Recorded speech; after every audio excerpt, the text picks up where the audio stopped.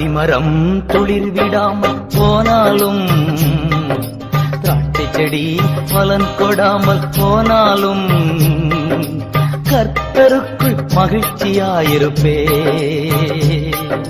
தேவனுக்குள் களி கூறுவே.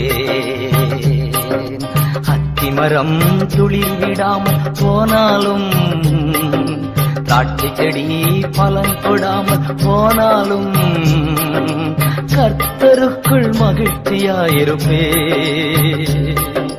தேவனுக்குள் களி கூறுவே.